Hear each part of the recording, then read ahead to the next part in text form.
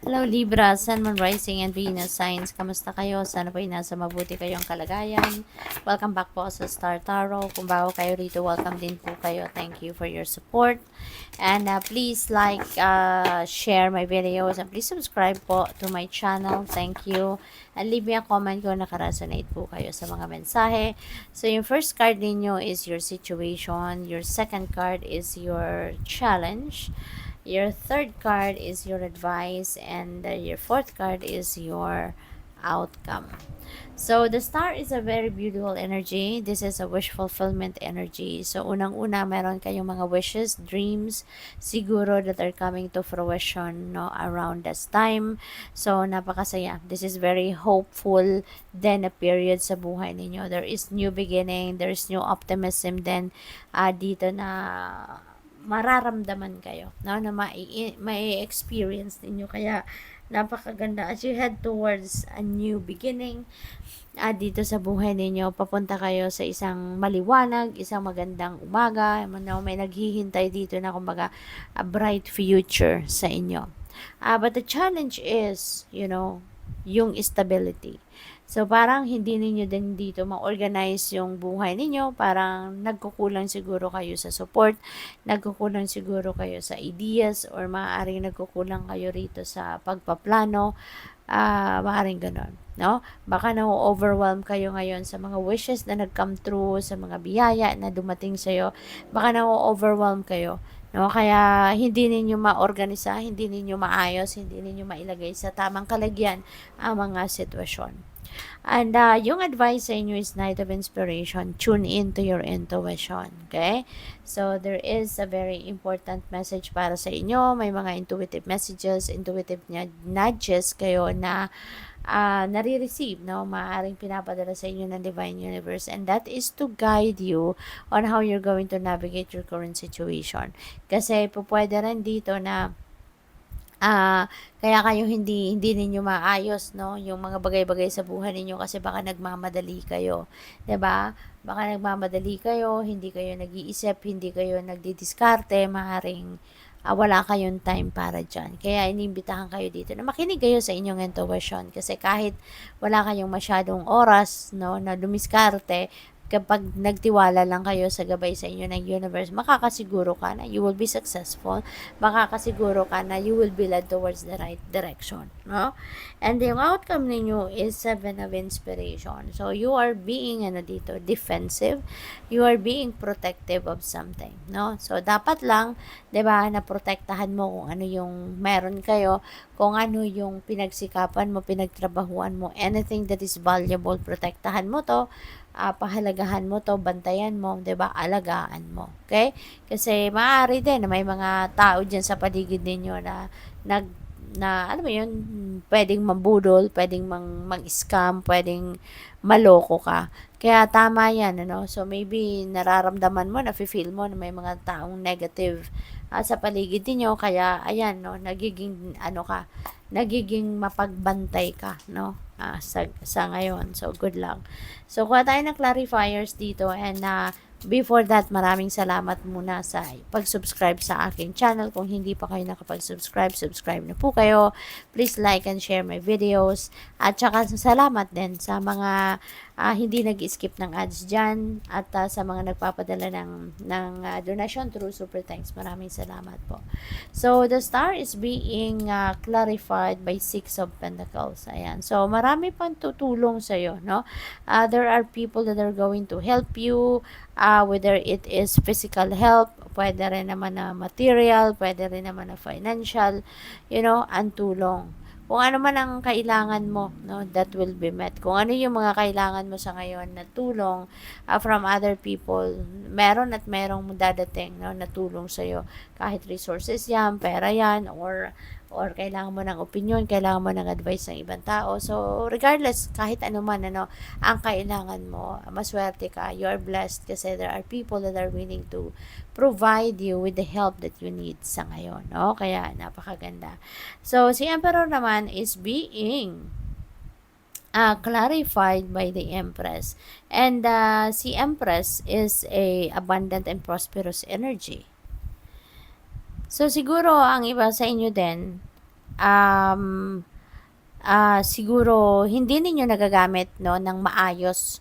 Hindi ninyo na ma-manage ng maayos yung kaperahan ninyo kaya hindi ninyo parang in a way hindi ito nakakatulong sa inyo sa mga gusto ninyong gawin, you know? Kasi maaaring may mga budget or yung mga may pera kayo, may resources kayo, meron kayong meron kayong pera na pwede sana ninyong magamit para ma-achieve ninyo kung ano man ang mga gusto ninyong ma-achieve dito, ma-organize yung buhay ninyo, maayos ninyo yung mga iba't ibang parte ng buhay ninyo, no, na nangangailangan ng pera or kailangan ninyo ng pera para maayos ito, mabili or mabayaran ang kung sino man na pwedeng makatulong sa inyo na maging maayos ang lahat, ma-organize ang lahat, pero maaring hindi ninyo yan nagagawa, you know, because maybe baka, no, sa iba na pupunta, no, yung pera ninyo o yung pag-manage ninyo ng pera maaring hindi balanse, no, hindi natutugunan kung ano ang dapat na matugunan, hindi napupunta sa dapat na kalagyan. Kaya maaring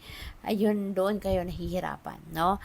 So with the Knight of Inspiration, we have King of Swords. Ayan. So maybe ang iba sa inyo dito, maybe you're needing some kind of advice, no, of other people, lalo-lalo na doon sa mga tao na merong expertise, no, ng kung ano man ang issue ninyo, kung ano man ang kunyari, kung ano man ang nahihirapan ninyong gawin, ano, maaari na kailangan ninyong kumonsulta dito sa mga professionals para magkaroon kayo ng clear direction, para magkaroon kayo talaga ng linaw, masiguro na ninyo kung ano yung pupuntahan ninyo, saan kayo pupunta, ano ang gagawin ninyo.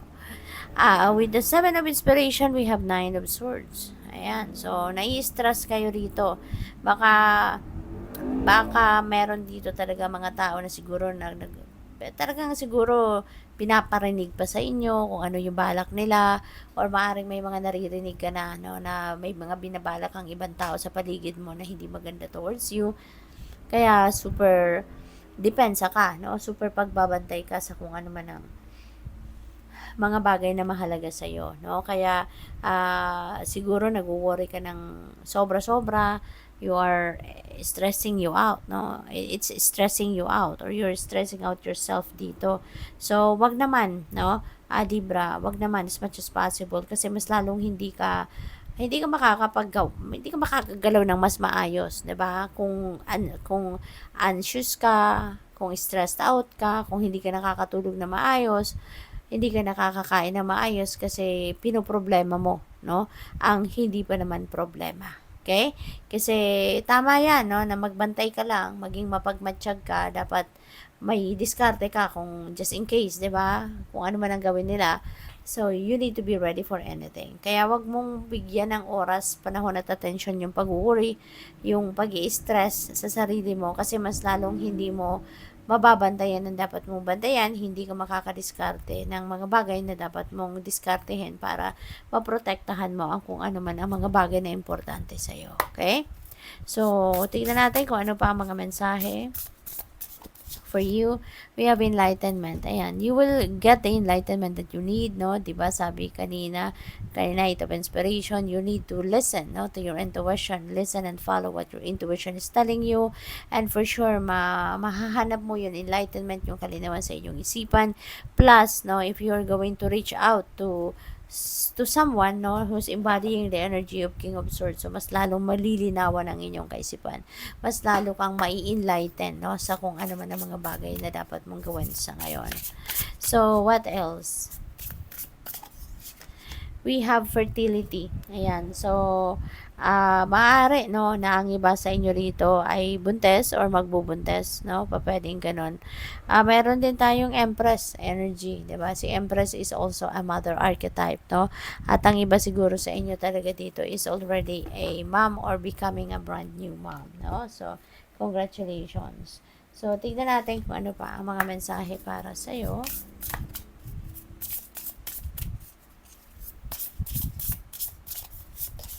We have imagination.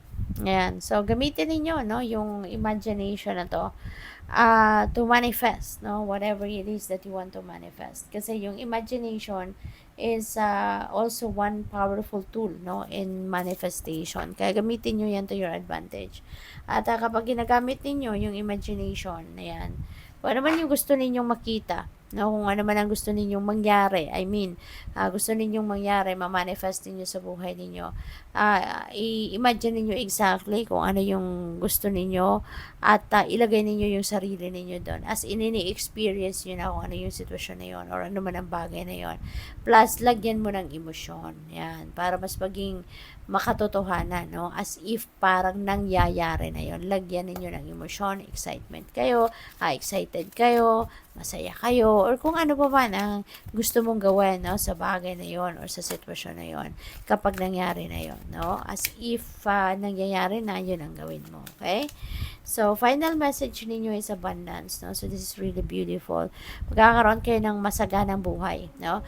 You will be gifted with abundance and prosperity into your life. Ang daming hawak na ng angel na to ng gold coins, nag-overflow siya sa vessel na to, kaya maaring talaga na you will be given, no, abundance of money, no, talaga mag-overflow, siksikliglig umaapaw na pera, kayamanan ang pwedeng dumating sa inyo. Kaya good luck po. Thank you for watching. Love and light. Namaste.